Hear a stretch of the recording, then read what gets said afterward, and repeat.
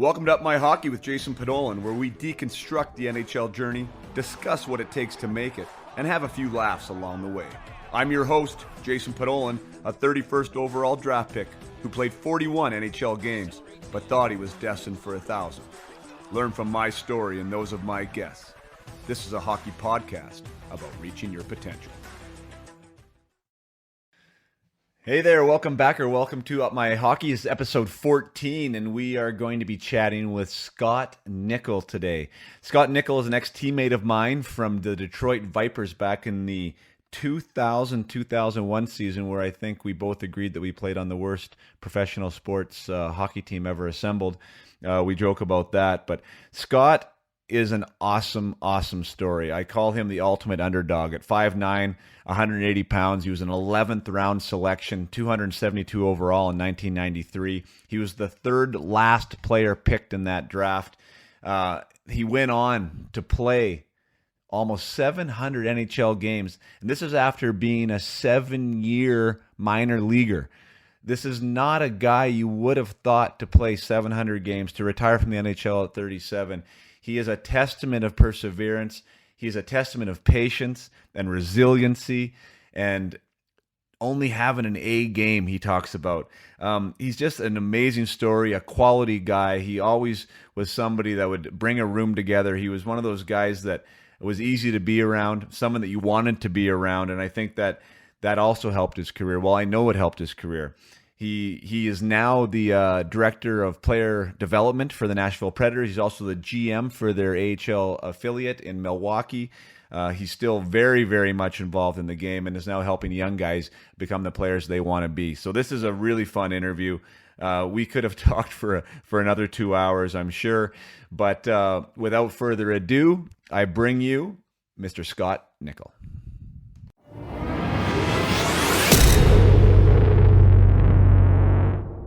All right, welcome to Up My Hockey here, episode 14, and sitting in front of me is Mr. Scott Nichol. Thank you so much, Scotty, for joining. How you doing today, man?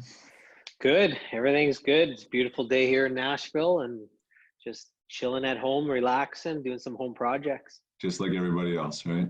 Yeah. Kind of crazy. As I was doing the research for this, it was funny to me because the year we played together marks 20 years ago.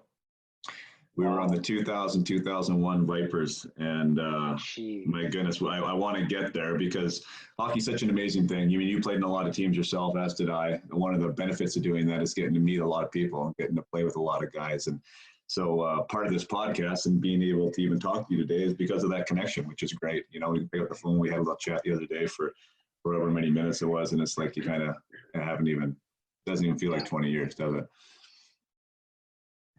No, we not at all. Already. It's all right. We're good. Yeah, no, we're good. Okay, good.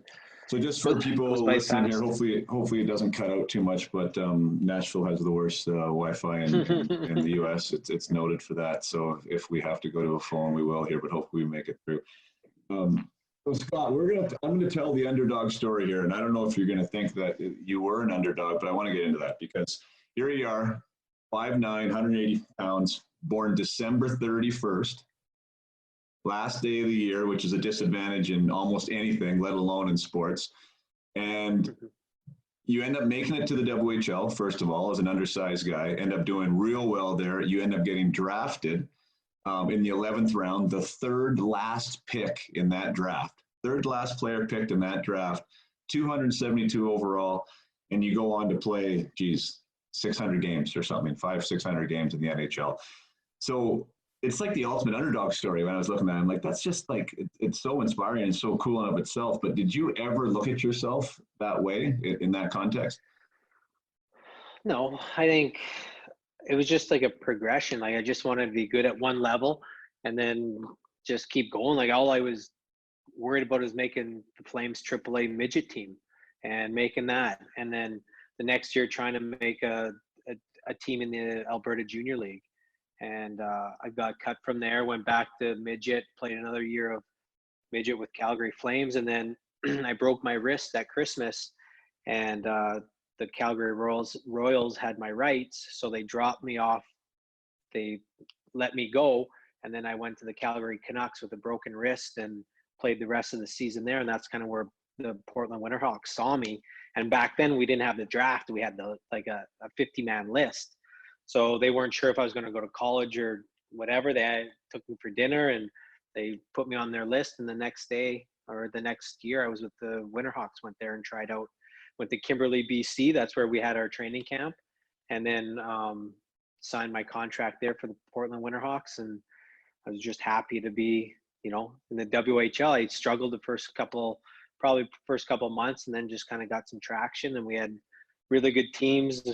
Always play with you guys against Spokane and then Kamloops, and just kind of got better and better. And then I was just always just so focused on, that year and just doing well. Like I didn't have an agent until I think when I thought maybe I might get drafted. I had to call somebody and say, hey, you want to represent me?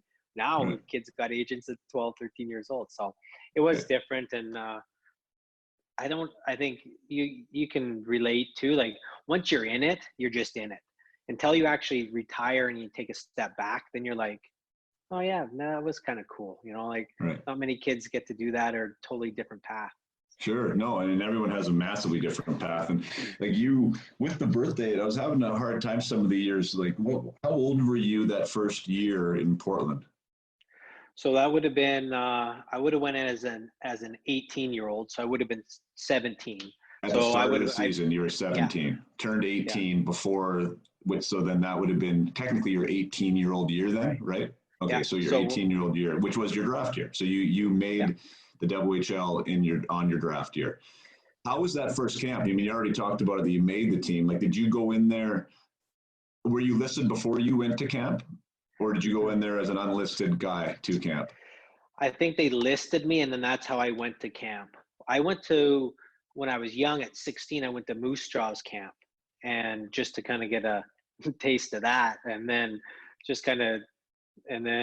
after that, I went back home, played midget hockey and all that. But then they listed me, and then that's when I went to the camp. And it wasn't like they were, hey, here's your contract, come to camp. It was like, I better go to camp and make this team, and then the first 2 days, my mom and dad didn't come. I went there on my own and just tried out. And as soon as my mom and dad got there, they put us in a room and they wanted to sign me right away. So it was good. That camp at all? Like, did you perform? Were you playing well? Were you nervous as hell? Like, were you fighting? Like, what was that camp about? Like, how did you feel you made that team?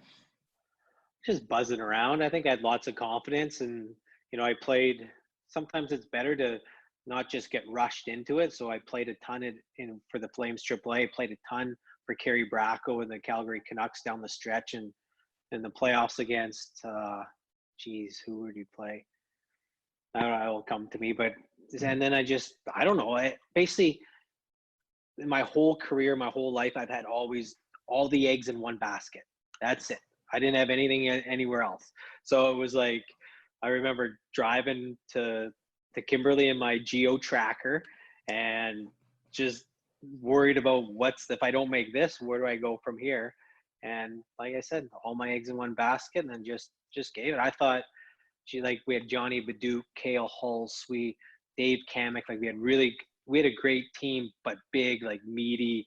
I was like just buzzed around. And I remember Johnny Baduke played against him, and then he was my line mate for the whole year. But I remember playing against him in the exhibition game or the inter squad game, and I was like, where's this guy from? Like, no teeth, big guy, just wants to fight everybody. But then it was just myself, Jason Weimer, and Johnny Baduke were aligned for the whole year, and he took good care of us. I could tell you that. So, okay, well, Wayne was no slouch himself, and you guys had a tough team. I was going to talk about that. I mean, there was a lot of, like, even your skilled forwards were tough guys. Like you had a lot of toughness, a lot of big tough guys on the back end, and that was when the WHL was a tough league. Plain and simple. And did you? I mean, I was looking. You had 100. You had 10, 11 seasons in a row where you had over 100 PIMs. I mean, you were definitely, I don't know what you would call probably an agitator now, maybe like a little bit of a pest. But you were definitely scrappy, though. But I don't remember you actually fighting that much. But you must have fought to get over 100 PIMs. You had to be fighting quite a bit, I assume, right? Yeah, I fought quite a bit.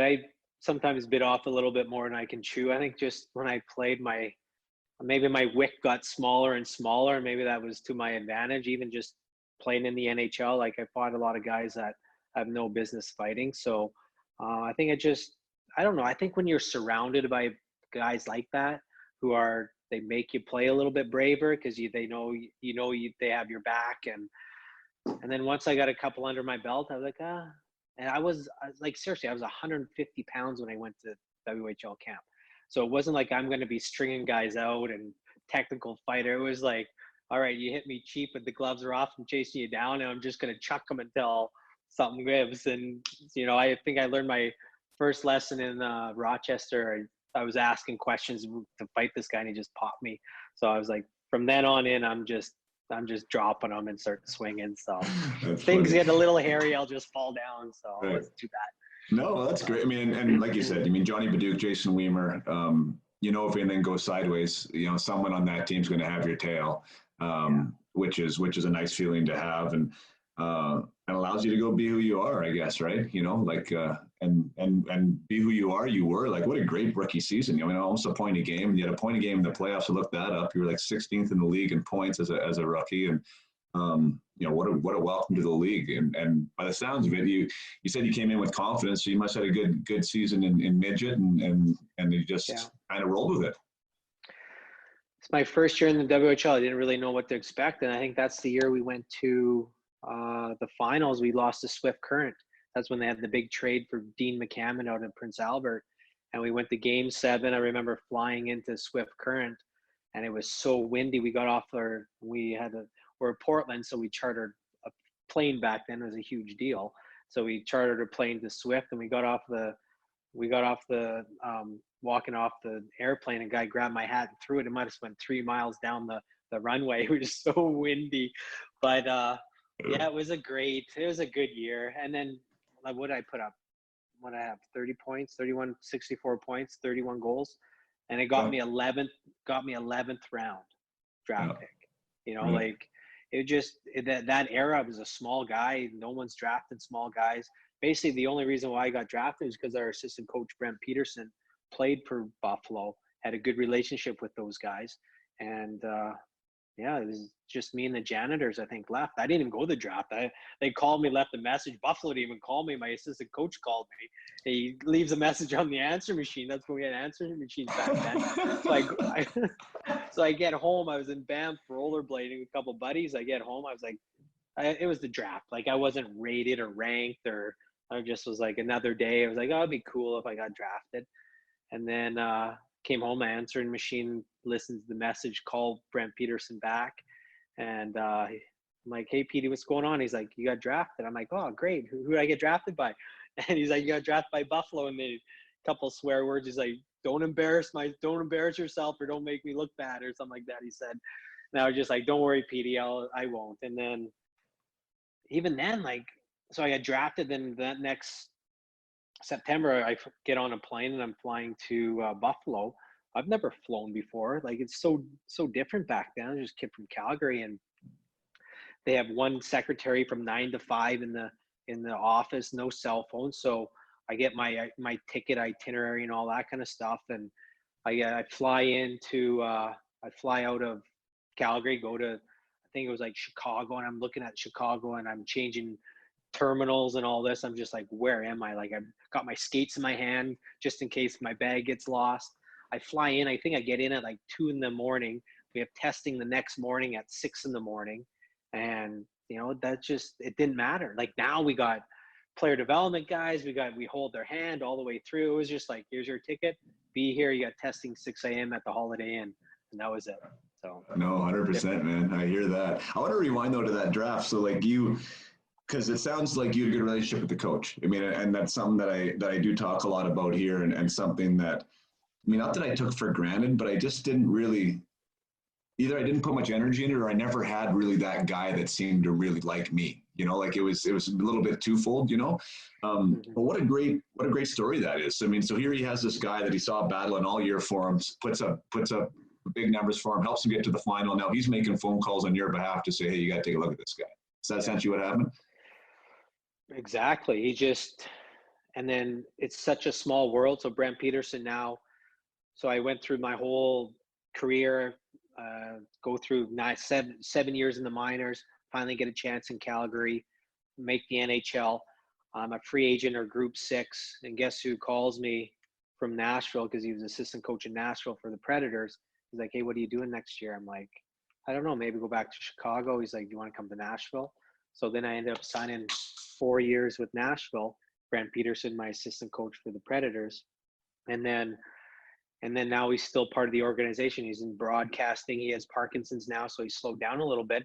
But then he also, when I retired out of the NHL, he calls me. I'm on the way. I'm in St. Louis. I'm going to a game, and I see Brent Peterson calls me. I answer it. I'm like, hey, Petey, what's going on? He's like, you going to play hockey again next year? I'm 38 years old in the NHL in the 4th line role. I'm like, I don't know, Petey. I'm just on my way to the game right now. What's going on? He's like, do you want to do player development for Nashville? I'm like, well, let me get through this season. I'll let you know. And then, so it's just like, It's amazing. our lives are just like intertwined. And, you know, now his son is our equipment manager here. I see Brad all the time, and he's got his young family too. So it's good. So people you meet and this relationships you make, it does mean a lot. I mean, it was something, and I'm not saying this to say that you, and I want to get into how you end up getting the NHL, but like it's funny and interesting in the way that I always thought that just the best of the best were the guys that were going to play there. Right. Period. You know, and then, but there's all these different elements that come into play, whether it's opportunity, whether it's an injury, whether it's being ready for that opportunity, whether it's having a guy in that coach's office that says, you know what, let's give this guy another shot, you know, like I know what he's about, right? So it extends your leash maybe a little bit, right? Like there's a whole bunch of different elements that come there. And I just love hearing that story, because because when you're 17 years old and you're in Portland, you're not manufacturing a relationship. You're just going about your business and playing hockey. Like there must have, did you know there was something about you that he liked? Like, did you know that there was sort of a connection there? I think I just, maybe my personality and just the way that I played, I don't know, maybe we're like-minded, or you always gravitate to a few of your players too. We had a good time. I like to have a good time. I think I played, and you hit it on the head. Like I thought the same thing. I think it's the best 700 NHL players in the world playing the NHL. It's not even close. There's way better players than me that played. There's way better players in Europe than there are in the NHL, but it is a puzzle, and it's you have to put the pieces together. You have to have personalities. We obviously can't have all milk drinkers. You need some personality guys. Like that's what builds a team. And maybe just, I don't know. It was great. It's a great connection. And it's almost like when we, like, I haven't spoken to you in 20 years, you know, but we talk like that's the bond that we have as athletes, is you just pick up right from where you left off. Yeah. You know? No, that's awesome. So second year was another great year in Portland. I mean, I just love that time, because even for me, who went on and played 10 years pro, a lot of my most like vivid memories are from junior. It's so crazy to me. Like a lot of the stuff is just a blur getting into pro, and I haven't even really figured out why that is. But like I remember Spoke for sure, and I remember your team, and I remember like the T-Birds, and I remember like specifically the players on the team, even the line combinations I can remember. And so I think it's interesting just to sit there for a second, because we had some good battles with you guys. In that second year, you almost threw up 100 points. Like you had 40 goals that year as the second year, and then so again. Yeah. You were drafted. How are you able to go to pro the year after that? Or what was your first camp like? Let's dig into that actually. So you get drafted. Now you're going to camp. You're showing up there at 2 a.m. for 6 o'clock testing the next day. And like, what's going through your head? And then you're walking into your hotel room, and there's some guy laying, because you have 2 double beds. You have no idea who it is. So you just brush your teeth, go to bed. You got some stranger beside you, and you wake up the next day, and you're just like, all right, let's do some testing. Hey, what's your name? Like, it's just, people have no idea. Like, it's to get out of your comfort zone. Like, that's why I think the hockey players are so well rounded, because they're very, from age 13, 14, like they're staying in hotels sometimes by themselves. They're traveling by themselves. Like our kids are 15 years old. They travel by themselves, find an Uber now, get to the hotel, check in. Like, it's a lot. But but they have that runway now where I didn't. I just was thrown in there. But no, that first camp was so Buffalo Sabres. First camp, we had Grant Fuhr, McGillney, Howard Chuck, LaFontaine. Then you had Brad May, Rob Ray, Gord Daunt. Like it was like Charlie Huddy. It was a lot of, because we had Muckler was there, so we had a lot of the old Edmonton Oilers guys there. And I just remember skating around the ice, and Patty I'll never forget. Patty I'm 11th round pick, 272nd overall. Patty LaFontaine comes up, "Hey, Scotty," shakes my hand. I'm like, what the heck? Like, that is just, so right from there, I said, if I ever make it, I am introducing myself to all the rookies, know their names, welcome them, because that was just, I thought that was the coolest thing ever. And that back then was like, rookies never made the NHL. It was like such an old boys school where even if we do 6 days of inter squad games and you just beat the shit out of each other, then you finally have an exhibition game. But even if you cheap shot at one of the guys on the opposition team in the inter squad, a guy on your team would fight you on the bench because that's his teammate. You know, like, it was just such a different, and there was no 3-hour rule. It was, we were on the ice twice a day, and we'd have enough time just to grab a sandwich, maybe lay down for 20 minutes, and then back to the rink. And this was in Saberland, and all the pigeons were in the basement, no fans. Our gear was wet for like 2 weeks straight. They never dried. And then all the big boys were up top, and the fans, whatever. So I remember thinking, all the pigeons. I remember thinking, this is pro hockey. I don't know if I want to do it. Like, I was just like, and then they give you a wad of meal money. I was like, this is sweet, but we just eat Subway all day. But it was just, it was a lot.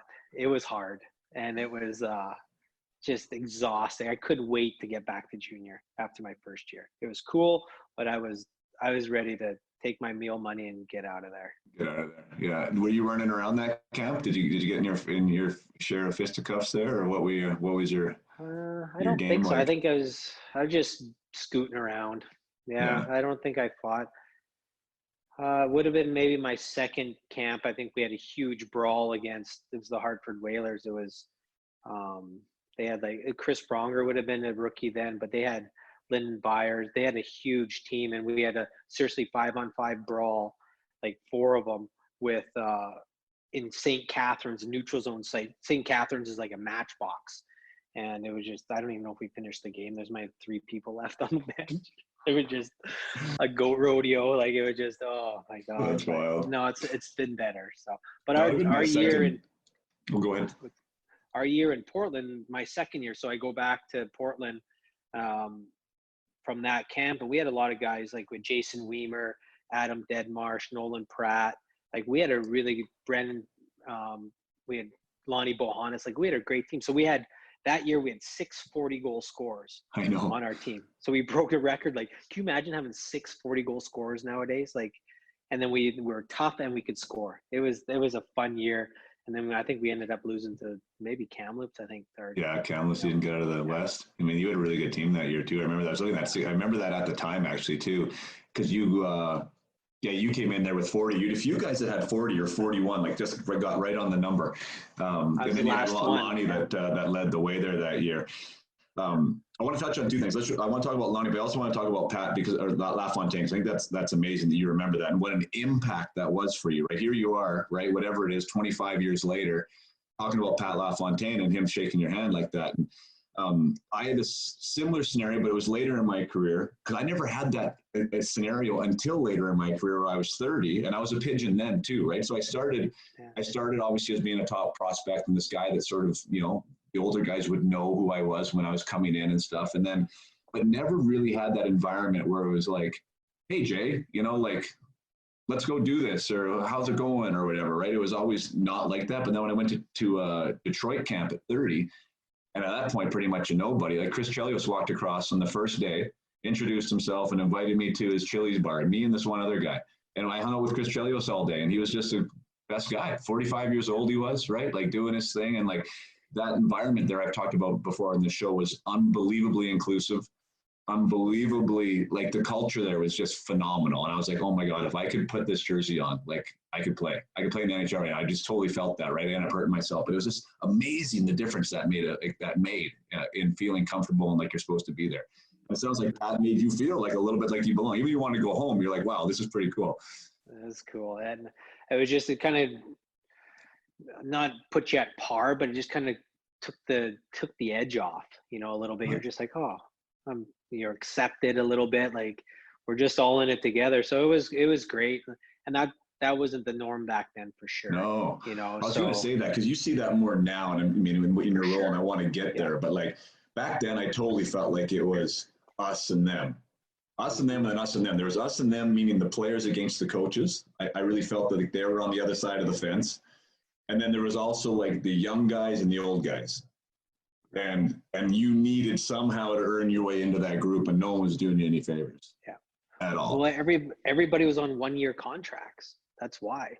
Like there's no 5, 6, 7-year contracts back then. Like I think that year Patty LaFontaine signed a 3-year contract, and that was maybe for $1 million a year, and that was huge money.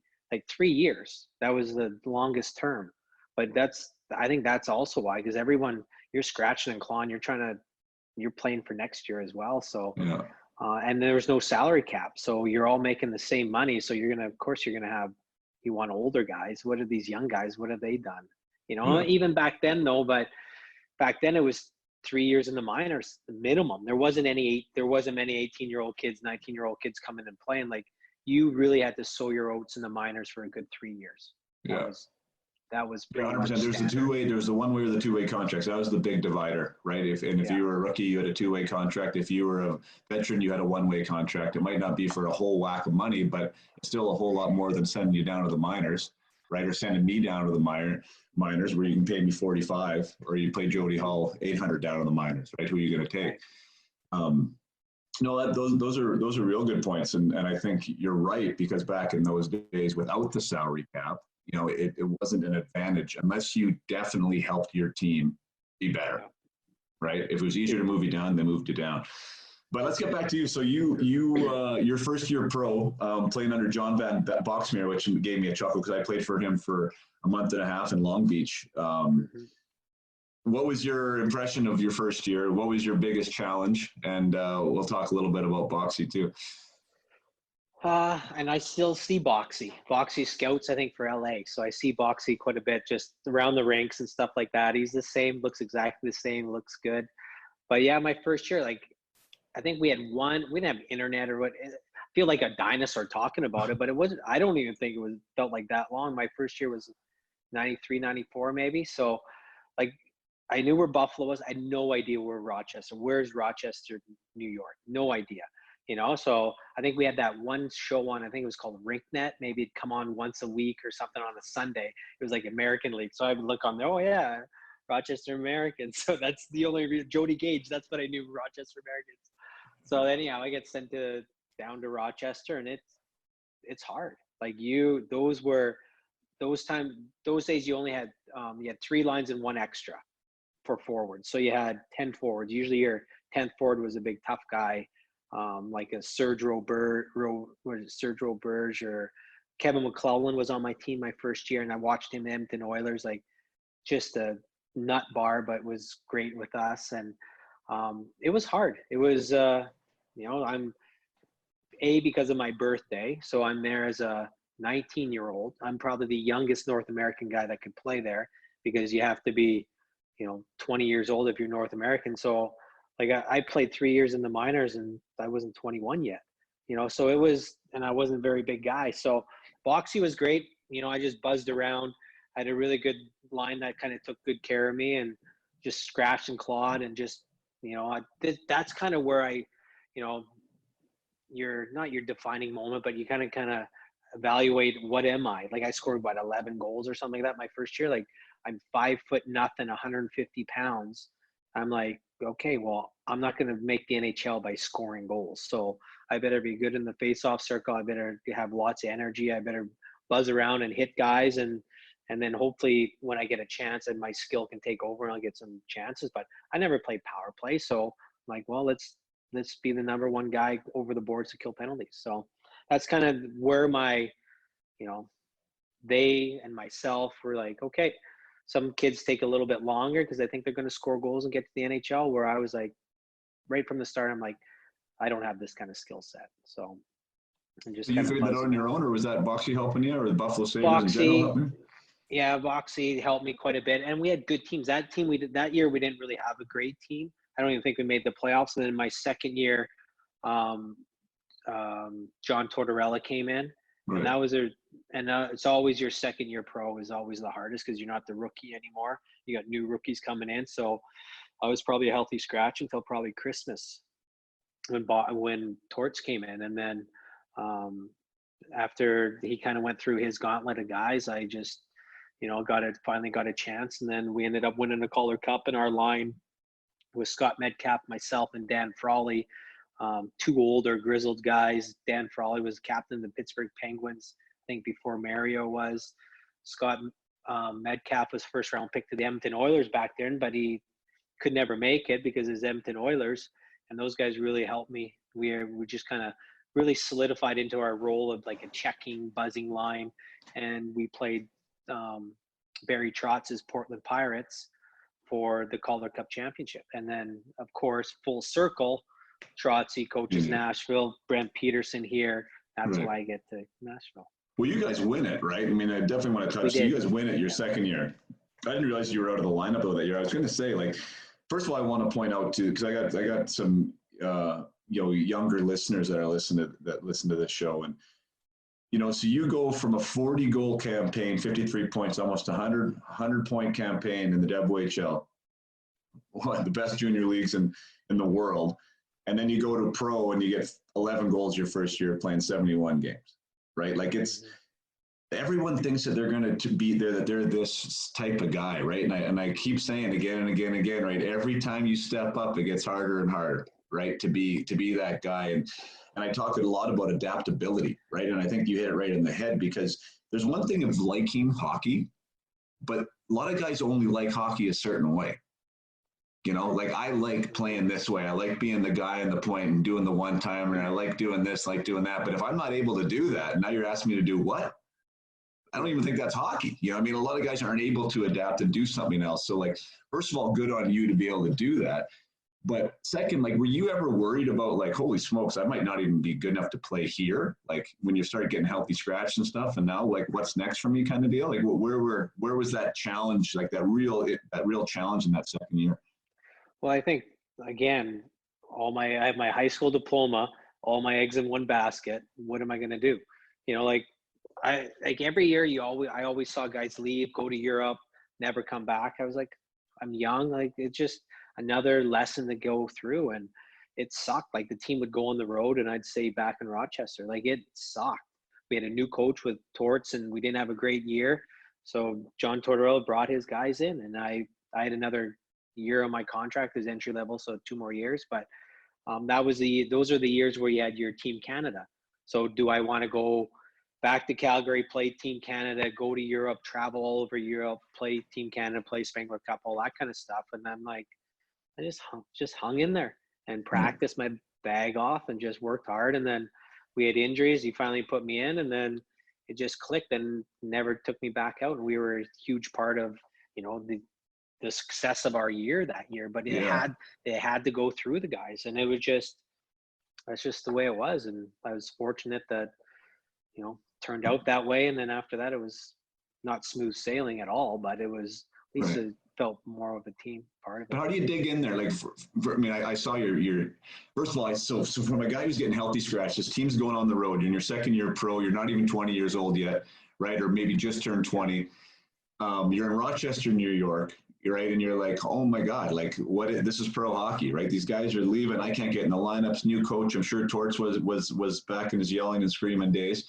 And then from that scenario, you end up winning a championship. You have 13 points in 19 games. You end up being a big part of that team. Like, how did you get through that? Like, what was your mentality? Were you just showing up and trying to do the best you can in practice? Did you stay positive with that, or do you remember how you handled it?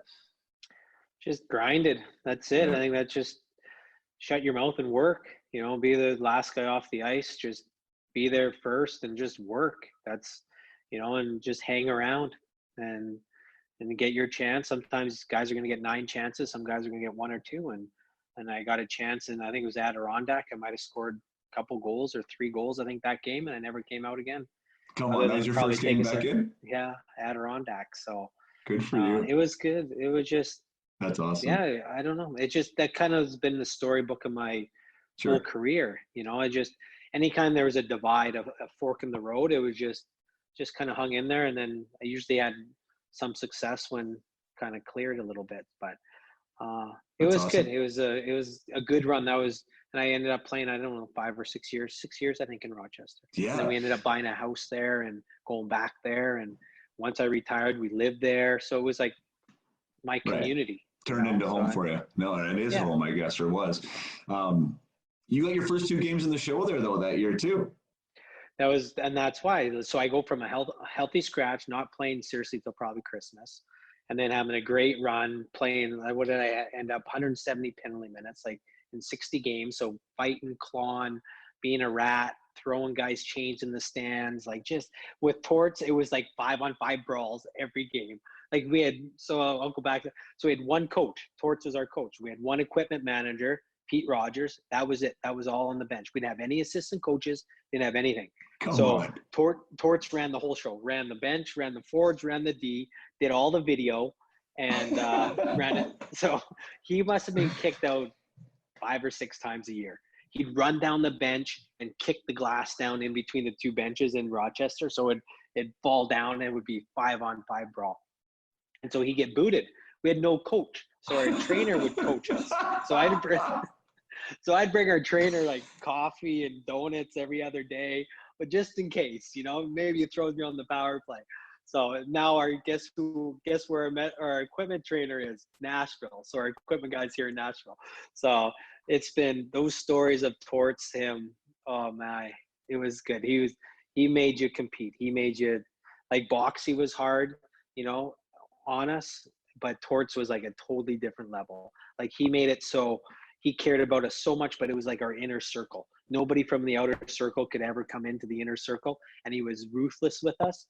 But we stuck together. It wasn't like okay, we're gonna play because we hate this guy. He brought us to another level, and it was we were a hard team to play against by the end of the year. That's for sure. And Wow. it was gratifying. It was really good. I love that, the bench getting ran by the trainer in pro hockey. That's Pro amazing. hockey. Yeah. I'll tell you a funny story about Boxy. So I got when I was in St. John's, it was the second time I got traded in the trade deadline. So the first one was from Florida to Toronto, and then I was in Toronto for 2 years or whatever, and then I got traded on the deadline to LA from Toronto. So when I got notified of the trade, the way that it came down to me was that I was going to start in Long Beach. I knew I was going to Long Beach. But I think that they confused who was either that I got it confused or they got it confused. Like they gave me like the game schedule was like that I wasn't going to be playing for three days, but I think that was like the Kings schedule. So anyways, that night the boys all took me out, right, in St. John's, and in St. John's doesn't close, right? So I never closed. So like I went straight to the airport, right? Like straight, had my stuff packed, straight to the airport. And you couldn't fly any longer in North America, right? From St. John's, Newfoundland to Long Beach, right? So flying all day, right? 4.5-hour time change, roll into Long Beach, got my bags, haven't eaten, like peanuts on the plane, right? You know, and I walk into hungover, walk into the locker room, and all the jerseys are up, and there's Padola, number 11, in one of the stalls, and Boxy's the only one there. And he goes, "Hey, nice to meet you." I'm like, "Yeah, nice to meet you too." And he goes, "You ready to go tonight?" What do you say, right? Yeah. Yeah. I'm good, coach. Yeah. Good to go. So like back to the hotel, like half an hour sleep, try and get some pasta. All the brass is there. That, I mean, Dave Taylor, like everyone from the Kings was at that game. They had me on the point in the power play. I've never in my life had I played the point in the power play. Anyway, so that was my first run with Boxy. We did okay. We ended up getting kind of 8 points in 8 games for him. We got knocked out in the second round. He was a pretty good guy, but I didn't get to know him that well. I thought that was my first face in the IHL, John Van Boxmeer, me with no sleep coming off the plane. I imagine how I looked. He's like, "Who is this guy?" Newfoundland to Long Beach. Yeah, make that trip. That's nice. Yeah. No kidding. So my last 2 games, so I get called up my last 2 games. My last game was the last game in the odd. So my first NHL game was in Washington in the old building. I don't even know what they called it back then. So I'm like all jacked up. So Torts calls me. Like, I have no idea. Like, we'd watch like NHL Tonight on, like, we're never dialed into Buffalo. So it was just like, so Torts called me it's like, Scotty, and he goes through the whole spiel. You're going to drive to Buffalo tomorrow, practice in the morning, fly to Washington, play in Washington, come home. And I'm just like this on the phone, host phone. I'm like, and look at my face is like ghost white. And I'm like, who is this? And he's like, and then he starts swearing and yelling at me on the phone. I'm like, okay, hold on, Torts, let me write this down. So then I go to Buffalo, and so I fly, practice with him, and then we fly to Washington. And Daryl Shannon is my roommate, and just awesome. Played a long time, not because he's a good player, like he's a good shutdown D, but he was just the best guy. So Daryl Shannon's my roommate, and he's going to the White House to like drive cars, shoot guns, and they had back then the FBI would take a bunch of guys and go underground. There's a big track, I guess they used to always go to. And so he comes back, and I'm just hanging in the hotel, and there's 2 games left. They're totally out of the playoffs, and I just remember him saying, "Hey, these are your first 2 games. Don't take them lightly." Or, I'm like, "No, I'm not." Like the other guys are kind of on cruise control, and so we play against Washington. And my first period, I'm like, it felt like I never played the game ever. I was so gassed. I'm laying it on the floor in front of the fan, like probably played 5 shifts, and it felt like, how am I going to do this? So I look over, and there's Craig Berube, Dale Hunter, and Kevin Kaminsky.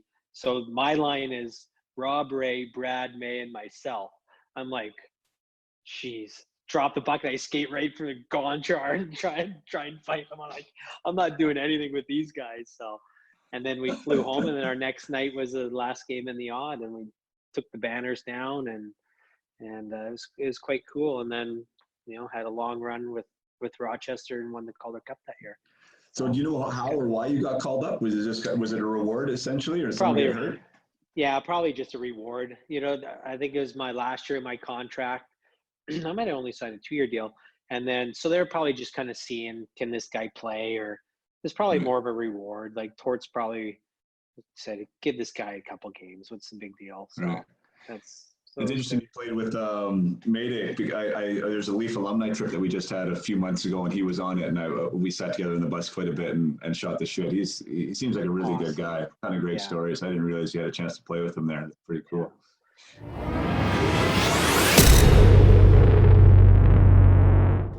Thanks so much. Just going to take a short break here and just remind everyone to please review and share the podcast.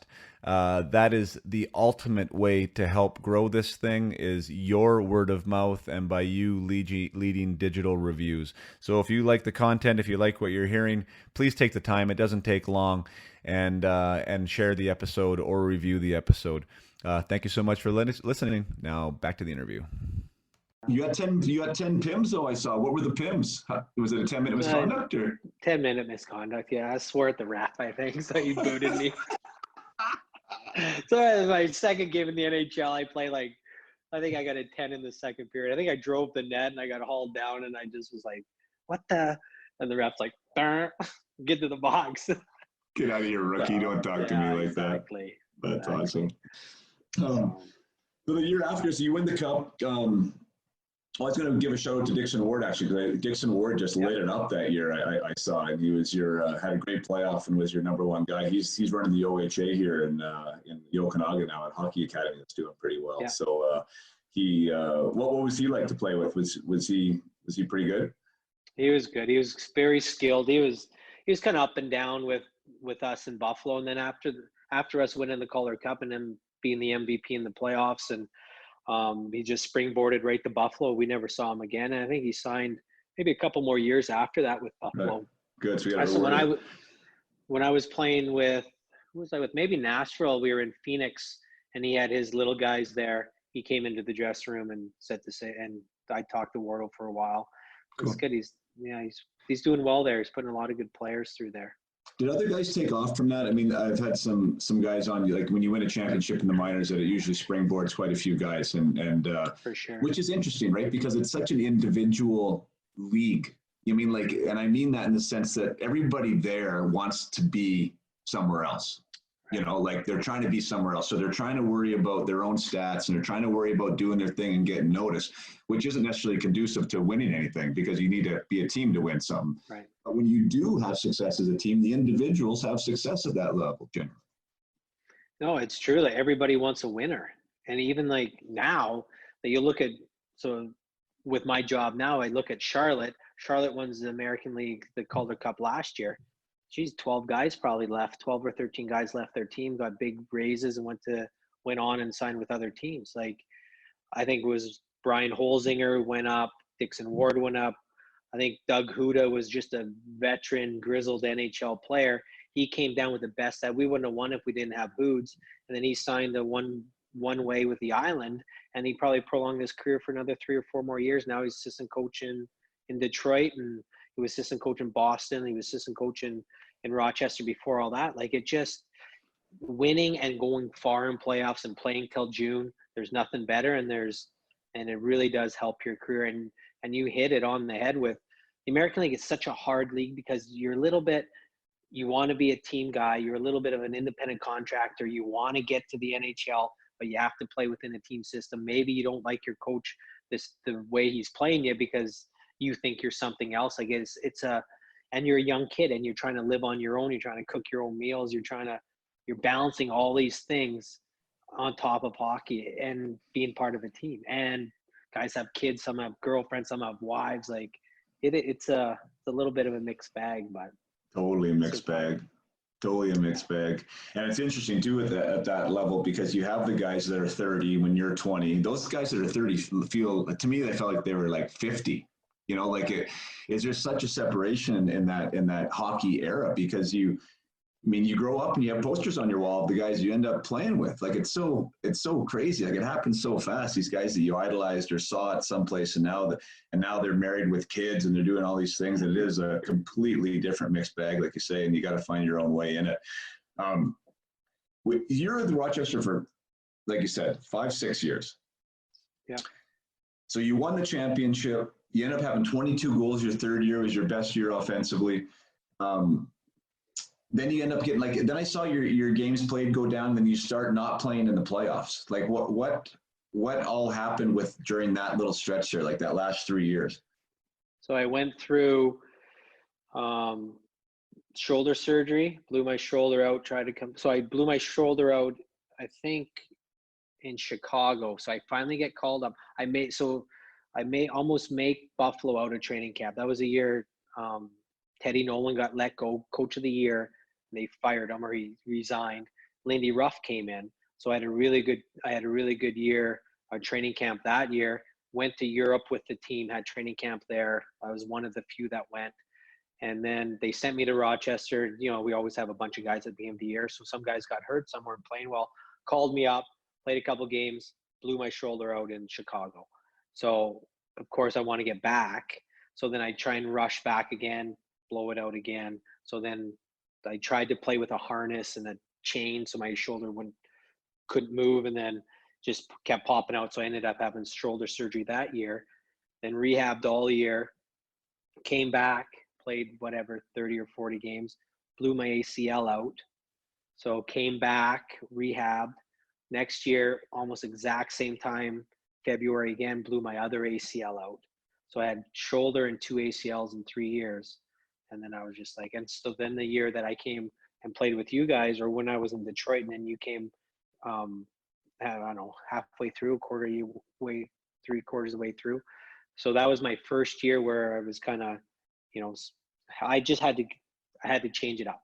You know, it was just kind of a little bit of so that was hard. But then I look at it, it taught me how to work out, taught me how to be, you know, have a schedule, have a routine. And you know, I know it sucked not playing, only playing 30, 40 games those few years. And we actually had really good teams. So I'd come back and play and do well and get hurt. So I played 6 years in Rochester, and we ended up going to the Calder Cup finals 3 of those 6 years. So we had really good teams there, and I wanted to be a part of it.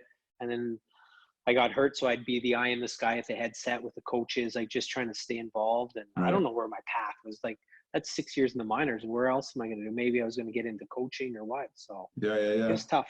It was really tough. That's wild. So those were injuries then. So those 3 years in a row were injuries. Your deal then is obviously I guess done at the end of that year, 99-2000. Mm-hmm. How did you end up in Detroit? Was it a Tampa Bay contract or was it an AHL deal? I had the IHL contract. I couldn't get I could have went back to Rochester. I needed a change of scenery. And then that was a tough summer. Like I was ready to go, and Torts was the head coach in Toronto or in Tampa Bay.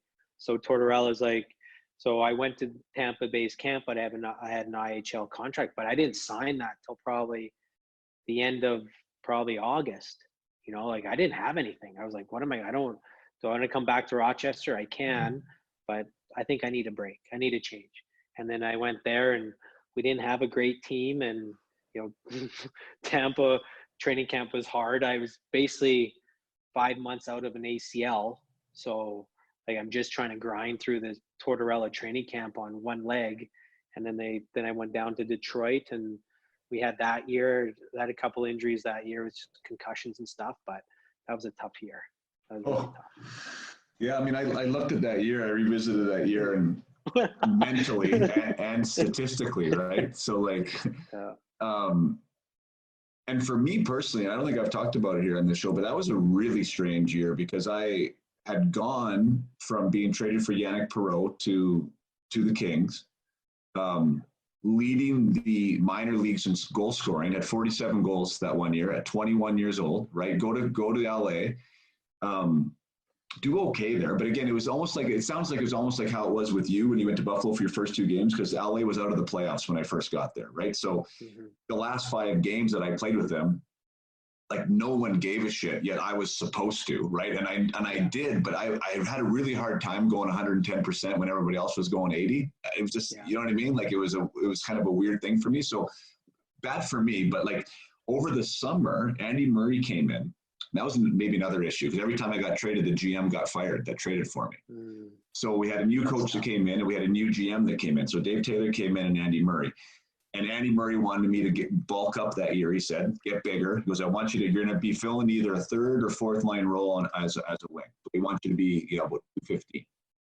So that was like the most communication I had in a long time from anybody, right? And I'm like, okay, I can do this, right? Like, which was actually refreshing, to be honest, because like instead of being the guy that was supposed to score at the NHL level yet not getting any minutes, I'd rather just have a role, right? And just go do that role and not have the pressure of trying to produce when you're not really getting power play or anything, right? So I was okay with that. So I went, and it's a long-winded story to tell something you might remember. I'm sure you don't. But anyway, so I that summer I worked my ass off, right? I was trying to get bigger, bulking up, like doing everything in the world I could. Came to camp at 215. I was squatting like 450 pounds and like, just a big, strong 6'2", ready to go, right? Anyways, Brad Chartrand ends up making that team, who in St. John's, like Shardy and I, if I saw him, we'd still be buddies. Like I lived with him in LA for a little while there at camp, but like, when he came to St. John's, he couldn't have tied my skates. You know what I mean? Like like I wouldn't even consider it in the same realm, And then like he ends up making the team, but he was Andy Murray's assistant captain for the national team, right? So then he takes, and then I got let go on the waiver. So whatever that waiver thing is. So like I thought I was going to make camp. I couldn't even get my contract signed. They wouldn't give me a raise. I took a pay cut for scoring 47 goals in the minors. I end up getting, and then I get taken on that waiver wire thing or whatever, and Tampa Bay takes me. So that was when I ended up going to Tampa, right? So which was Detroit. So Tampa was awful that year, Scotty. Awful. I looked them up. Like I knew they were bad, but I can't remember they were that. They were 59 points they had that year, right? And we were worse. Like the Vipers were awful, and they had all these young guys.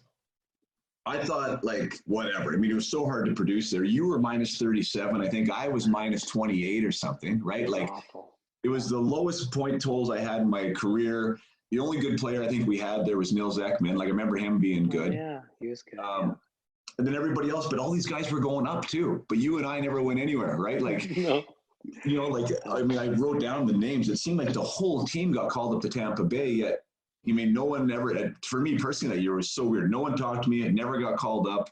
Was like they chose to take me off the waivers. Like it was just it was a surreal moment. But in saying all that, Bradshaw was there, Bobby J was there, and you talk about coaches coming back in your life. I know that you played with Bradshaw again later in St. Louis. But what was your memory of that year? Like.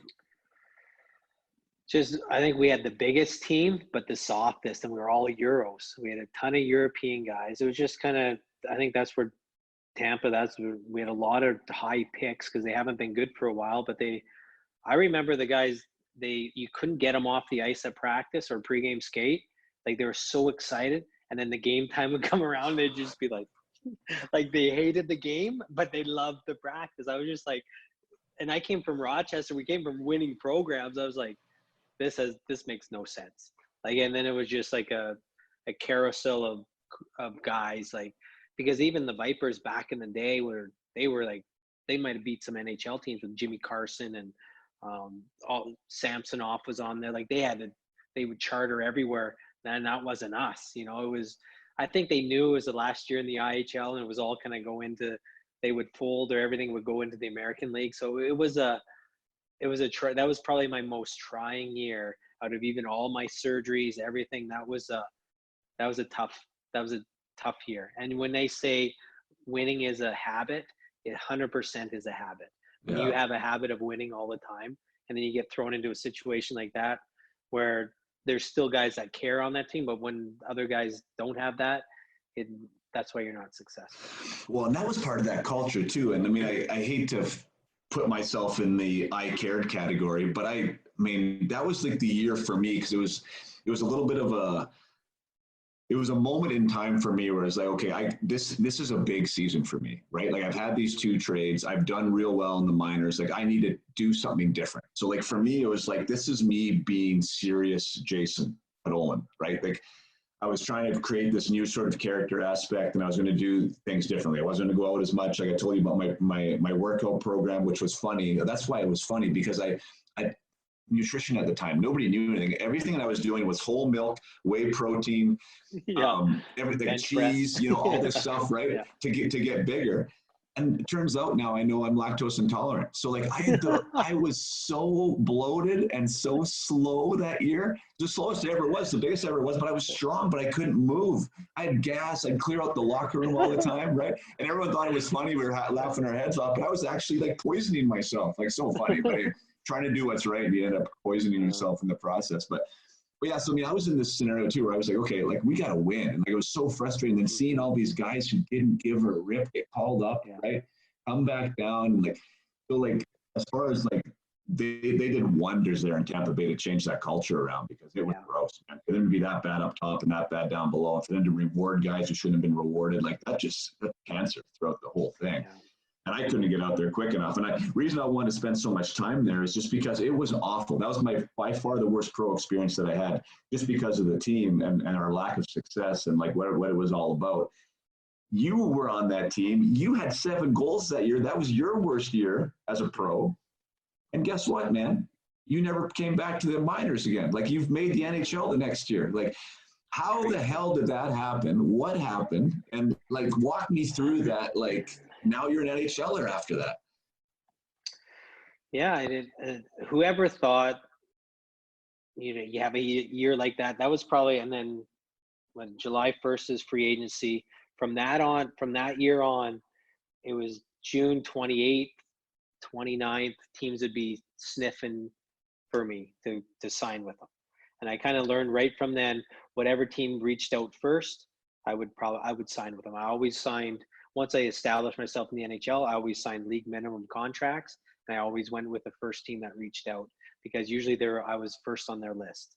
So, and then I think that's why I played so long. But that year, I was like 7 goals, whatever I had, minus 40. I'm not getting another job. And then July 1 came around, June 30th, came around. My Hayden, my son, that was his birthday. He was born on June 30th, and Calgary called. Is like, yeah, we'd like to give you a 2-way contract and this and that. I'm like, all right. So I signed a 2-year contract, 2-way contract with Calgary, knowing I'm probably going to go down to St. John, be the leader down there, play in the minors, help develop the young guys, all that kind of stuff. I'm a Calgary guy. I'm 25 years old. I played, 5 NHL games at 25. So you're pretty much a career minor leaguer, 7 years in the minors. So I signed the contract. It's great. We're going to have a little stability and stuff. I'm like, it's a defining moment. I'm 25. We had a good group. We had myself, We had Dane Jackson, a bunch of guys in Rochester, Giantas, Callahans, these guys, and then we just trained our ass off that summer. Didn't miss a day. Did the track, did the weights, did all that stuff. Skated. We're 24, 25 years old. Do it all in the morning. Golf in the afternoon. We're all young. We're all married. So it was a fun time, and that's where we'd always go back to Rochester, and that's why I went there, is because we skated and we can work out. Cost of living was cheap. I think we bought our house for $82,000. We couldn't. I'm a Calgary guy. I couldn't even afford to go back to Calgary. I didn't make any money, so that was our home base. And then Rochester was our hub, our home base for, until we moved last year. So probably 20 some years. So and then went to training camp, and I was in good shape. I beat Jerome McGinley out of testing, so I was the fittest Flame. And right from there, the guys were like, Greg Gilbert was our coach. Brad McCrimmon was our assistant coach. They didn't make playoffs. They're looking for a spark. I came in. I didn't give a shit. I didn't really care what anybody thought of me. I just came in there and fought and made a mark on myself. Our camp was in Banff, and then I never looked back. I remember Chuck Kovasu was the high junior kid coming in. He couldn't come to He couldn't come to an agreement on his contract. Basically, it's between Chuck and I. And it's the last day of camp. We're splitting camp after this. Next day is the regular season. He's not on the ice. Didn't come to terms. So he goes back to, I think, Kelowna. I think he played his last year in Kelowna. And Greg Gilbert skates around. He's like, Scotty, can you play wing? And I said, Gibby, I'll play whatever you want as long as I'm still here. He's like, that's the answer I wanted to hear. So we get off practice. I look in the dressing room. Calgary has their jerseys hanging. So I peek my head in the dressing room. My jersey's hanging. We have team picture. That's just what they did back then. Team picture, first day of camp. I go back into the locker room. And after that, I call on the house phone, call mom and dad, said, I made it. So I remember goosebumps, man. Oh, it was so amazing. That's ridiculous. It was so hard. Like I think Chris Clark was my roommate at the hotel. I wouldn't, as soon as the practice was over, I would drive to mom and dad's house and just sleep and ice bath. And I just poured everything I could into that camp because I knew this is it. This is my last chance. And then I'd have dinner there, and then I'd drive back to the hotel at 7 or 8 at night and go to sleep there. But I just had to, it just took everything out of me. And then, so I made it. And then we actually had a really good start, and that helped a lot because we went 10-0 to start my first year in Calgary. At Roman Turek, we had a great start, hot start. I didn't play a whole lot of minutes, but at the beginning, and then, they didn't want to change anything up, and I stayed there the whole year and on a two-way. So I was like, when you're on a two-way contract, you're always tiptoeing around, but we ended up not making playoffs. And we went on a 10-game slide, but that was my first chance. Hometown kid, I think that helped too, and all that kind of stuff. So yeah, I mean, keeping you home and get you into the daddy role, and I know that kind of changed me a lot. Having kids for sure, it forces you to grow up and look at things a little different. Yeah. That's unbelievable. I can't emphasize that enough. That's nuts, right? To be minus 37 with 7 goals, 7-year minor leaguer, right? And then just come up and to make camp, and the mindset you had to have going into that. Like you said, you worked your tail off all summer, and you just had that I don't give a shit what anyone thinks of me attitude. That's so cool to me, because there's a different mentality, right, when you're relentless like that. I assume. And did you just try and embrace that then the rest of your career? Because you were pretty relentless even before that. But I mean, you obviously turned it up to another notch. But I think I had 6 years. I had 8 training camps in Buffalo. So that's a lot of training camps. I see Curtis Brown, Wayne Primo. At the beginning, I'm like, no, I have no chance I can play in the NHL. But as more years I got into training camps, you figure it out, and they're not that hard. You know what to do. So it was all kind of just perfect storm, kind of all came together. I was injured. We had a crappy year in Detroit, all that kind of stuff. And I just was like, what do I have to lose? I have a 2-year deal. What do I have to lose? My whole goal was be the first guy called up. That was my biggest that was my goal going into Calgary, be the first call-up guy. And I stayed there. I remember Christy flew in from Rochester, and everyone in Rochester's watching the first game, all that kind of stuff. After the first 2 weeks, we get the paycheck. We're walking like, I think we're at the Hyatt, walking to the bank. I'm like 4 different times. Hey, you got the check? You got the check? You got the check? Like, I was making 300, no, 275 or something like that. I think I signed 275 over, I don't even know, 50 or something. But yeah, it was just, and the mom and dad are there. That's why I went to high school there. Like, it was cool. It was awesome. it was good. Awesome. But the thing was, you get yourself on the map. Like, and then I, beat Iggy out. Iggy was mad because he's always the fittest Flame. And then that's kind of opened everyone's eyes right from then. That is amazing. Yeah, that's super cool. And Chuck Kobasu is a guy that lives here in the summer. He's actually a buddy. He plays around, and that's interesting. And there's an opportunity, right? Because who knows, right? I mean, if Chuck Kobasu and he's supposed to be the shiny new penny, he comes to a deal and he's there, then maybe you're the easy one to let go, right? Yeah. So you stepped into the opportunity and made the most of it. And like you said, once you're there, all of a sudden everyone knows you're there. So now you're a guy who's there, right? Like you get over that hump of like having to establish yourself, right? Like you are now established. And mind you, had to follow it up the next year. If you couldn't have done it the next year, could very well have just been, oh, I know he is a minor leaguer, right? But you came back and made that team again. And that was under new coaches too, correct? In Calgary? That was tough because Daryl Sutter came in probably halfway through.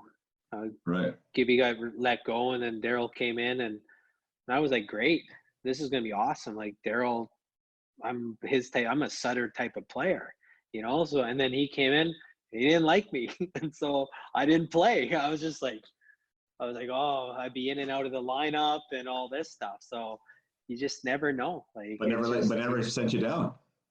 No, never sent me down though. But I stayed, so that was good. Right. But after the trade deadline, all that kind of stuff, I was just trying to. And that's what I said. Your second year pro. So basically, I took 2 different seasons. Like my second year pro in Rochester was kind of like my second year in Calgary, because you're not the shiny new toy. You got your draft picks like Chuck Kobasu coming and playing on our team. Like, and I'm a 4th line guy. Like, you're not changing your top 2 lines too often. You're changing probably your 3rd, 4th line guys all the time. So yeah, every training camp sucked for me. You always have to battle just to keep your spot. And I'm not the biggest guy, so these big muties are coming in. They're like, I'm bigger than this kid or whatever. So you're fighting, scratch and clawing every camp. Right. It's all good. Makes you good. It is good. And then you went on, and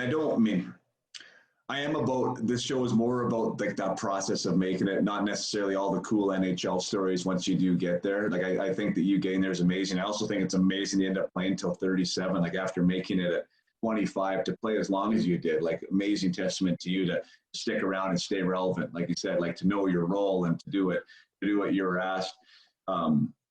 There's so many elements to that. One of which I wouldn't mind touching on is maybe just the element of being a good guy, like being a good hockey guy, being a good teammate, because you mentioned that with Huda coming down and how you saw that as an example in Rochester. Like, I think, it doesn't get overlooked in the hockey world, but I think it gets overlooked for the guys trying to get into the hockey world, like what that actually means. Do you think that was part of your reason for having such longevity? I think so. I think that's why I'm in a position where I'm in right now as well. The people I surrounded myself were like Doug Huda, Randy Cunningworth, like those guys, like I gravitated to those guys. And if you look at our team here in Nashville right now, you have Roman Yossi, Ryan Ellis, you had Shea Weber, like you have these guys, they're the best people. And you think all these guys are NHL guys, they're the best. You give them a free t-shirt, those guys will wear it. Like even if they're making $10 million, they're just down to earth. Like the guys who have a chip on their shoulder, they don't make it, or they don't stick around long enough. It's a funny business that way. You got to carry yourself in the right way, and you probably get more opportunity that way as well. So yeah, and that's kind of where my career, I've always signed basically 2-year contracts. My first year, really excited to be with the team. My second year, basically I'm developing the next 4th line young guy to come take my spot. And that's pretty much what I did my whole career in the NHL. So, and I was good with it. That's the way it is. And then I'd always sign, June 30th or whatever and move on and kept my salary low so I could play on some really good teams. No, that's wild. And I want to touch, you end up going on, 4 years with Nashville, who you're working with now. And I definitely want to get to the player development stuff that you're doing. But that San Jose team was a real good team that you were on. And that's why I just wanted to touch on that team because, you're in the NHL, but there is a few different stops you can have and an experience with a few different players where it's like it actually feels like this is the NHL, right? And playing with Marleau and Thornton in their prime and going to the third round of the playoffs, like that's the real deal. Can you maybe talk a little bit about that, your experience with San Jose and what your takeaways were from? Well, San Jose was so I spent 4 years in Nashville. Nashville was great. Like the year out of the Calgary, Chicago signed me to my first one-way contract. So that was the year all right, I'll sign. I go back to that story, June 30th, they came and said, hey, my agent couldn't even get a hold of me. I'm in the hospital. Christy's having Hayden, all that stuff. And they're like, yeah, Chicago wants to sign you one way. And guess who? It's Brian Sutter. So it's Daryl's brother. So go to Chicago. We didn't have a very good team that year, and that was kind of remind me a little bit of the Detroit days in the NHL where it was a grind. And then I went then we had the lockout year. So I went over to London, played for the Racers during the lockout year just because I wanted to keep playing. And I would commute back and forth from Chicago. We stayed in Chicago. And then, Nashville called me and I was a group 6, so I could be a free agent. And then I ended up signing there. And then just going through Chicago, like our national team, we had Paul Kariya, Peter Forsberg. We had great teams there, like Kimo Timonen, like we had Scotty Hart and all. Like we had a really good team for a lot of years, and we made playoffs every year on just like no budget at all, and scratched and clawed. We lose guys and bring guys in, and we still would Barry Trotz to get the most out of us. And I think that kind of just kept learning all those different learning experiences. And then I think really my last year in Nashville, I had a bad concussion, only played 40 some games, and then never thought I'd play in the NHL again. And San Jose called me at July 1. I think they were President Trophy winners. They might have lost to Anaheim the year before, and Anaheim was the 8th seed, and they got knocked off kind of like Tampa Bay did last year. And so they called and they wanted my medical reports, all that kind of stuff, and I ended up signing in San Jose, and it was awesome. I love Nashville, and I played with superstars, but it was just it was a different level. Like we were big, physical, went to the Western Conference final 2 years in a row. Like the guys on our roster, between Rob Blake to Ryan Clough to Patty to, Jumbo to Pavelski, like Danny Heatley, we had a big trade for Heater. So Heater was my roommate for 2 years. Like it was legit. We just couldn't get through Vancouver and couldn't get through Chicago. Right. What was was there any hole, do you think? Like that is one of those organizations. It's like they've been so close so many times, and there is such a fine line between winning and losing, and sometimes it's not obvious. Like, did you think there was something there? Oh yeah, I think we lost to Chicago. They had a good team. We were just my second year, we were playing Vancouver. We're playing Detroit. We're up 3-0 on Detroit. It was like 3-2. I don't know, 2 minutes left in the third period. Datsuk scores to tie it. Then they win it. Now the series 3-1, and we couldn't win a game. They took us all the way to Game 7. So traveling back and forth from San Jose to Detroit. So instead of us having 2 weeks off to play Vancouver, we're beat up. Then fly out back to Vancouver, play there. Jumbo, I think he hurt his shoulder early in Detroit or late in the Detroit series, so he would have been healthy. He was playing with one shoulder against Vancouver, and we had it all. I thought we had size, we had grit, we had scoring, power play was sick, penalty kill was good, our goaltending was okay. You have to be lucky, and we couldn't get lucky those 2 years. And like we had Manny Malhotra, we had all the pieces of winning face-offs to special teams to scoring, and it was good. It was those were some fun times. Who was the best guy you played with? So many different personalities and skill set. Probably early on, just Paul Kariya, the way that just his routine. I think he loosened up a little bit with our group in Nashville. And he was probably kind of the first superstar, I guess, that free agent that would come to Nashville in those days. So there's so many, like Jumbo, unbelievable personality, just a horse, like sees the ice, brings the team. Like that was probably the first time where our star player, like, was our star player, right from like him, Patty, like they're in the gym on the ice, like they really led by Pavelski, really led by example, and you had nothing. What could you say? You had Right. to follow him, you know. Yeah. Jerome McGinley was just back he would do it all, fight, score. Didn't have a whole lot of supporting cast, I think, his days in Calgary, but I don't know. Right. And then I go to St. Louis. We had like TJ Oshie, Tarasenko, David Backes. Like we had really good teams there as well. Yeah. Just just couldn't. It's hard to win. No, it's hard the to way win. it is. And I mean, and some of those guys are. I mean, that's the thing at that level. There's good players, and then there's like Hall of Fame players, and you got to play with Paul Kariya, which is one of those. Joe Thornton will be one of those. Kevin Sawyer, you remember that name from Spokane? I'm sure he told a story about Paul. Cause I played with Paul in Penticton as well, but I mean, as in Junior A. So he was 1 or 2 years older than me, and he was lighting that league up, and he was super nice guy. And still, if I see him in an airport now, like we will sit and have a drink or whatever. And but he operated differently than everyone else. Like he did. There was just something about him that was a little bit different. And then Kevin told a story about how Kevin was just like, he'd be there for like 2 months and then get sent down, and like Paul as a captain never ever talked to him. And finally he says one day he like slashed him in the shin pads and during practice. He said, "Hey Paul, Kevin Sawyer, nice to meet you." And he said it was That's perfect awesome. because like Paul actually kind of woke up and then was like really kind of inclusive with him and nice, but it was just like he was just so focused kind of like on his thing, right? That he just wasn't that Pat LaFontaine mentality. But it sounds like he was a little bit different when you played with him, right? Yeah, he loosened up a little bit. I think Timo Solani loosened him up, and then just changed the scenery coming to Nashville. We had some characters too, like with Hartsey and Vern Fiddler, myself, and Chemo. Like we had really good team, and just it was Nashville. Like it was just he could go about his business, and Yeah, lots of fun stories about PK for sure. Oh, that's cool. Well, let's move on. So since we're on Nashville there, and we're getting, I told you this was going to happen with time. Like we're almost here in 90 minutes. We haven't even talked about player development yet. But like, what an interesting role. And I mean, it coincides with a little bit with what I'm doing now with you. I mean, helping young guys get better. I mean, I just love that aspect. I just think that's such an interesting thing to be a part of. And you're doing it at the NHL level with these prospects. How did you get into doing that first of all, and what was the draw?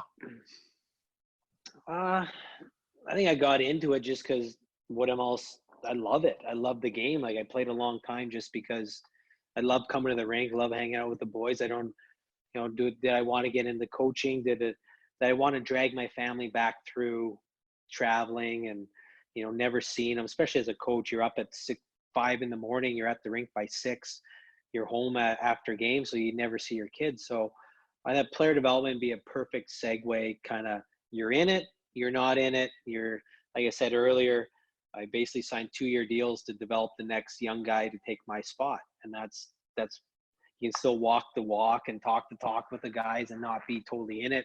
I moved back to Rochester, the family, coached the boys in hockey, and I would just travel and see our prospects all over, US, Canada. I went to Europe a few times to see our prospects and just have relationships with them. Just, I think just recapping my career of major injuries, tough times getting into the lineup, making it to the NHL when I'm 25 years old, playing almost 700 games, playing 400 games in the minors. Like, I think I have a good wealth of knowledge, of experience that I can just, tell my story and relate to these young guys. So I really enjoyed this. Probably my 6th year as player development for Nashville. I ran it, did it myself for the first probably 4 years. It was a lot seeing all our guys. And then I finally started getting some help and hiring some development guys who are defensemen, and just because it's just evolving. Guys need a little bit more, just somebody to talk to. Sure. How did that So you started as the head guy. That was your first role in it, as being the head guy. How does that interview go, and how do? Yeah, I mean, is that something you come in and you're telling them how you see this being, or do you just sort, or do they tell you how it's going to be, and you're going to be the foot soldier running it, or how did that whole conversation start? So I told you Brent Peterson called me he kind of planted the seed with me halfway through my last year in St. Louis. My last year in St. Louis, we had that lockout till Christmas, and then we started playing. And I knew that was going to be my last year. Like I said, I was 37, 38 years old, fourth line center. And at the end of the year, I took a puck in the face. So I got my face operated on, and I had a sport hernia. And David Poyle called me, and he's like, Scotty's David Poyle here. Are you ever going to retire? I'm like, I don't know, David, what do you got for me? He's like, well, I'd like you to maybe do player development for us. Marty Jelena was with us before, and then he went to Calgary to be assistant coach. So we haven't had anybody in player development role for a year. Would you like to do it? I'm like, all right, well, let me talk to the family and see what it's all about, and see if I want to maybe play another year. So I called Marty Jelena, and Marty explained it to me and all that kind of stuff. So I called. So like I said, I'm through 2 surgeries. David's called me, and the way David is, so he wanted me there yesterday to do all the meetings and do all this stuff. And I'm like, David, I just had 2 surgeries. I don't even think I'm allowed on the plane. So anyhow, I go back, we agree on it. I come to Nashville a couple weeks later, and just kind of put Right. put So my little stamp on it, I guess. So right. So it wasn't like you were really. It wasn't like put out, and it wasn't like all these resumes coming in. It was like an ask, and if you said yes, you could do it, essentially. So it wasn't a competition. Yeah, no, well, that's a great spot to be in. So what, for everyone listening, what does being, well, first of all, what is your official title, and what role what do you do for a job description, if you were to put it in a nutshell? So I'm the general manager of our minor league team, so Milwaukee Admirals. So I do that, and then I'm the director of player development. I have Rob Scuderi that helps me on the defensive side of things. I have Sebastian Bordalo that helps me with the forwards. So basically, once we draft the player, he's ours. Like, he comes into our little nest. So we probably have, I don't know, maybe, what do we have, 16 prospects right now that are first-year college guys, third-year college guys, couple going back to senior year. We have 2 kids in the OHL. We have a couple kids over in Europe, one in Sweden, one in Finland. So those are our guys. So we watch video on them. We send them video. We send them tapes. We talk to them. We kind of just mold them a little bit on their game, just like a little bit of the pro details. Nothing about systematic stuff, because we don't know what their coaches are teaching them. We're just mostly just trying to get the fine details and just have a relationship with them. And so these guys are, Scotty, these guys are guys then that have been drafted but aren't in Milwaukee. Yeah. Right. They're not pro. They're not in the East Coast League, and they're not in the AHL. They're draft picks that are still amateurs. Still amateurs playing for Boston University, North Dakota, these guys. So we fly in there and see them on the weekends, talk to their coaches. If their coaches need some help with them, like sometimes another voice is good. So they'll call us and say, hey, this kid's struggling. Do you think you can give him a call? And we, sure. So we'll go down after games, talk to the coaches, and just have a relationship with the organization as well. And then every year you have a pool of prospects, and you can't sign everybody. You're only allowed to 50 NHL contracts. So that's between Milwaukee, Nashville, your prospects. So out of your 7 drafted players every single year, hopefully you can sign them all, because that means you're doing a great job drafting. But usually you probably sign maybe 3 or 4 out of that 7, maybe 3 out of that draft class. So you really have to make sure you're picking the right kids, because you're signing them to a 3-year contract. You can't get out of it. So you have to develop them. So some of them, they get drafted, they play college, and some play junior, but maybe that's their ceiling, and that's just, there's nothing wrong with it. To get to that spot is unbelievable. And some just have a little bit more potential to keep growing. So, and then that's our job as an organization, is to pick those guys out of who we think has the biggest upside and sign them to a contract. Then most of them come to me in Milwaukee. And I like my job is because I can see exactly where they fit in from college, junior, Europe, into my team in Milwaukee, and then eventually on to Nashville. There's a few exceptions like Dante Fabro for Boston University last year. He skipped me, and I've known these kids for 5 years. And so he just went right to Nashville. He's a great player, and so that's where he belongs. So you talked about the ceiling there, right? Some guys have a ceiling, and some guys are able to maybe push through or develop a little bit more. Is there any type of a personality trait or something, some intangible that you see with guys that can tell you who are the guys that got a little more, or why are certain guys have a little more and others don't? Is there anything there in your years that you've seen? Well, I think everyone's different. Like even the style to play and just how some guys aren't great college players, and some guys are better pros than they are in college. Like just their demeanor, like some things, if you're wound up and you're ready to go through a wall every single game, that's great. But sometimes that doesn't translate at the pro level. Sometimes because you get too jammed up. I'm still relatively really new at this. Like it's great because it surprises me every year. There's a perfect example is Tommy Novak. He was our second round draft pick, Minnesota, played at Minnesota for 4 years and really highly touted, struggled his last year, senior year. He might've scored 2 or 3 goals and second round pick. So because of our relationship that we had, we said, Tommy, like, I know you will go to bat for you. So he signed an American League contract, just a bare bones American League contract last year for us to keep him in our group. Because once you draft a player, he's in your nest. Like you're never going to put more into a player who's your draft pick than a guy you just trade for. Like you have vested interest in these kids. Yeah. So I'm like, just sign an American League deal, and see how it goes. So he ends up signing an American League contract.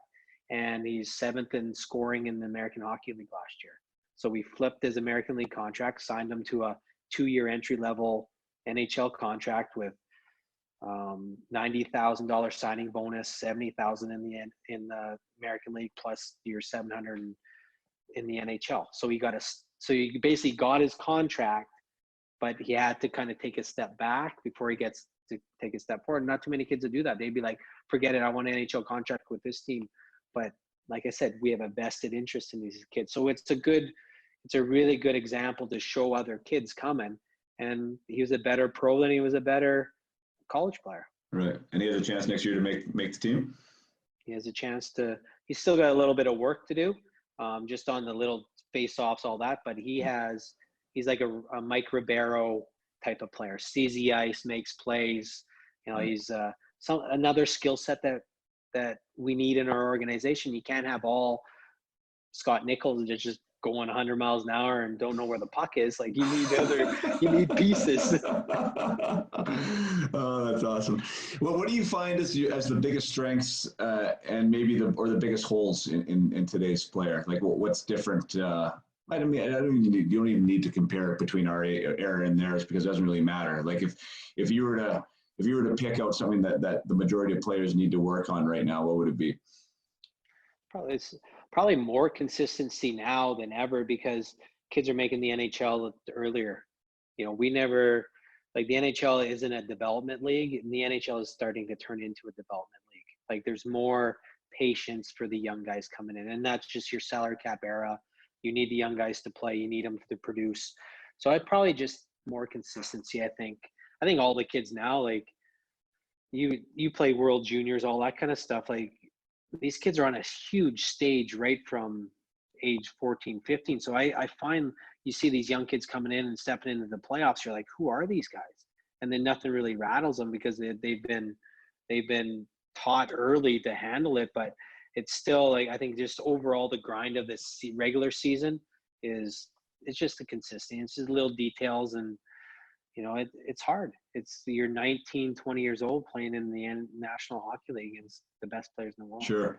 No, that's a great point. And consistency is such an interesting thing too, because there's something that it was something that I was told as let's say a 21-year-old pro, right? Like, doing well in the minors. And then somebody would tell me, if anyone did talk to me, was, well, you got to be more consistent.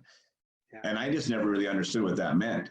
I mean, I kind of did, like in the sense of, well, actually, I kind of didn't. Like, I assumed they were talking about maybe work ethic in games. Like, there's no way you're going to score every game. So, man, I'm not sure how that you can be more consistent with that, right? Like, if you're producing. But like, if you were to say to somebody now more consistent, what is the underlying action to help them become more consistent that you would be working on them with? Well, I think it's just like, if you look at your top players, like your Crosbys, everybody, your top players are all killing penalties now. They're all playing 200-foot game. They're all blocking shots. Where before it was just like, okay, your fourth line guys are killing penalties. Now your best players are playing in every situation. So to be consistent, it's on your wall play. It's in your own zone. It's reloading back to the middle. It's not just scoring goals. It's just your all-around 200-foot game, because there's no time or space, and everybody is so detailed because of video and coaching and skill set, like, and there's no hooking and holding. So you better be in good position, good, Right. Your foundation is better being good. So your consistency isn't just like, okay, if you get a chance to score. It's just like the days you feel like this and you could skate forever, and you probably have more days that you don't feel very good. You just gotta make those little you're not hitting home runs. You don't need a backhand sauce a puck through the middle of the ice. Just make the play if you're not feeling it that night. That's kind of just, and whatever role you get put into, and just maybe you're not getting power play time. Maybe you're, just establish yourself as soon as you can, and just on the little details of playing hockey. Right.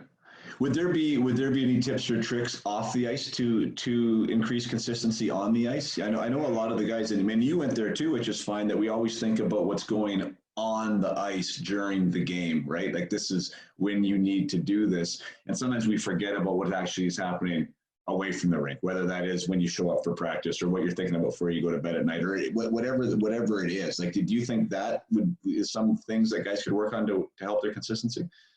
Yeah, I think everything. I think that's where your nutrition comes in, your sleep patterns come in. Like, now we all have sleep doctors, where before or after every game we'd fly out right after, and a lot of teams are staying overnight because they have a better sleep in that home city, and then they get up and they fly. So even all those little stains, video games are great, but not playing until 2 or 3 in the morning.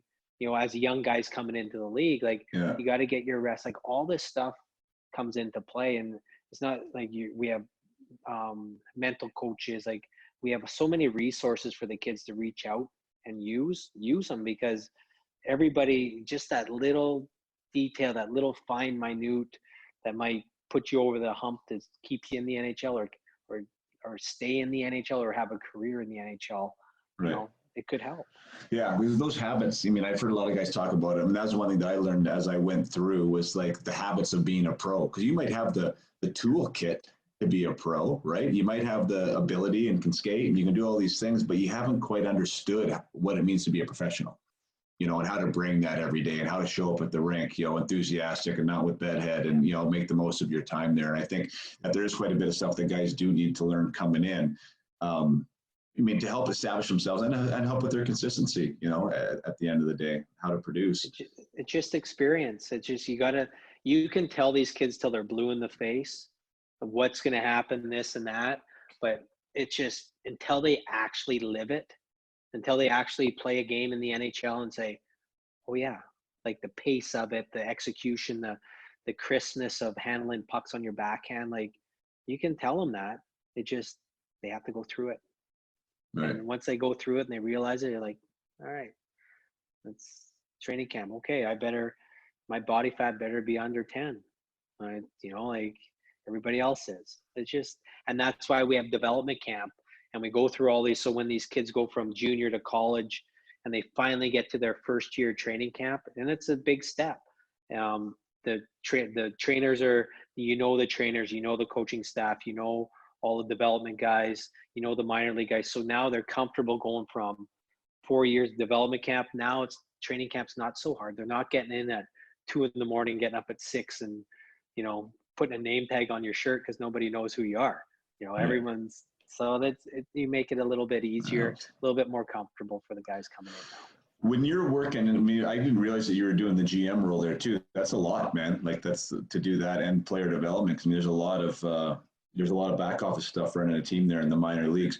How do you establish the relationships, one with the guys so they trust you, because they do need to? I would assume that's a big part of what you're doing.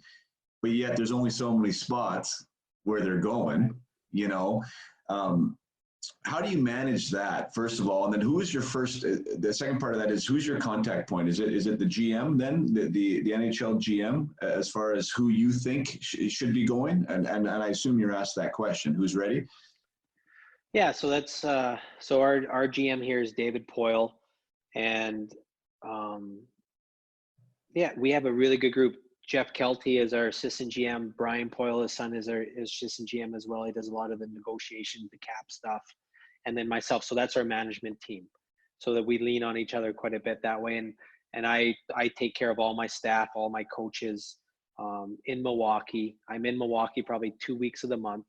And then I go from Milwaukee to see some of our prospects. And then I also coach my boys in hockey. So I'm kind of all over the place, but and I also go on the ice. I probably only one of the only GMs at the American League level that go on the ice. I go on the ice with our guys because I'm still player development, and our head coach is fantastic because who wants their boss on the ice with them? But we have a good relationship, and I think just my personality wise, but I spent my whole life sitting on the bench and at ice level, and that's how I react and relate with our guys. So even just skating around the ice, the Indy 500, 5 minutes before practice, how many guys will come up to me, or I go up to them and put your arm around them and say, hey, great game, you played great last night. Or I can be brutally honest with them and say, let's get going here. And they're like, yeah, I know I wasn't that good. It's just your barriers are off. Like, I'm not sitting in the stands with my suit on. I am on the ice level, dropping pucks. They're hitting my shins with their sticks. So I think I relate very well. And I think our guys do well and play hard and want to play till the middle of June because of that, because of the culture that we brought there. That's awesome. No, I love that. I mean, that's great because, I mean, like I said earlier, it always used to be like an us versus them. When you have somebody in the trench there talking with you and wanting to know what's going on and being relatable, right? It feels like you're pulling the same rope, and I'm sure you're able to get a lot more out of guys doing that. So speaking of that, and it's just, so I said, if I am in a position where I'm at, I'm going to have a father's trip.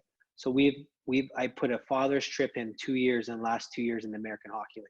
It's a little bit of a hillbilly father's trip. It's not like we're flying and staying in the Ritz-Carlton. So, and since then, our record, I don't even know, we might have lost 12 games in the last year and a half after the father's trip. We went on a 12-game winning streak. As soon as we had the father's trip, went on a 12-game winning streak year before and ended up second in our division, got into the playoffs. So we fly him in on a Thursday morning. We have a dinner Thursday night, nice dinner, hand out jerseys to the kids, come up, say something nice about their dads. Just dads and sons. There's never a lot of huggy, feely. Is the best. Kids tearing up, dads tearing up. It's the minors. It's the Federal League basically. So we have that, and so we have dinner, and then they're welcomed in our meetings. So they come to the rink the next morning. We have breakfast for them. They go through power play, penalty kill. Coach's office is open to training. Like, dads are around everywhere. And we play Friday, usually get on a bus Saturday morning or Friday night, or usually Saturday morning, go to Rockford or Chicago. So the dads see 2 games, and they usually go out with the boys that Saturday after the game, and they fly home, see mom. So it's been great. I loved it. And the boys enjoy it so much, and I enjoyed talking to the dads and telling stories. And like, we have Jared Tenorti, his dad, Mark Tenorti, played in the NHL for a long time with Washington. We have Rem Pitlick, is Lance Pitlick. He played in Ottawa for a long time. So we have a couple NHL guys, kids play on my team, and just them come up and say, hey, thanks. this is the best. I never had the opportunity to do this with my dad. Thank you for putting it together. So yeah, it's great. super special, and a great way to build that culture and that community, right? Right. Anytime you can do that in a pro sport, like, people don't get that, right? They assume that everyone just gets together and it's rah rah, right? Like you have to do things consciously to get guys to believe in each other and want to do things for the guy beside them, right? And it's not as natural as many things. So those little things that you're doing there are huge. Then you get loyalty, like you earn loyalty too, which is a great thing, right? They want to go to bat. No, that's amazing, man. I've had a few conversations with guys. I love what's happening with the game. Boy, it'd be fun to be a young guy now coming up. There's so much more support. There's so much more resources there, and like you said, they're a necessary part of the team. Like you need those guys. You have to have those guys if you're going to be a winner. So they're in a scenario where if you truly can be successful, you can be successful, right? If you have the want and the desire, if you want to show, guys are going to go to bat for you. So cool, man. We're almost hitting the 2-hour mark, so I got to let you go. We could probably do this for the rest of the day, but I know your story is second to none. I've been wanting to talk to you since you were actually done your career, but just the way it goes and families and stuff, and it's taken 20 years to talk. But from me to you, congratulations on an amazing career. Like super, super cool. Like I said, at the time, I would never have guessed it, right? That the next year you'd have been in Calgary and to never be seen again, and to have this amazing pro career, and now you're doing it at the NHL level with player development. So good for you. I really appreciate your time today, Scott. And a lot of guys learned a lot here. I mean, like there's a lot of ways to get there, right? It's not just one way. Yeah. I like your scenario of having a plan A, no plan B. Yeah. Right? You go all in. It's probably not the smartest, but it worked. So. But anyways, we'll keep in touch for sure. And again, thanks so much for hanging out today. Hope you enjoyed it. Thanks, Pods. It was great. I enjoyed it too. Anytime. Awesome, man. Cheers. Well, that was amazing. Scott is such a fun guy to talk to. His stories are great. He was a pit bull. Definitely to play against. He was a pit bull out there. He would scrap and claw.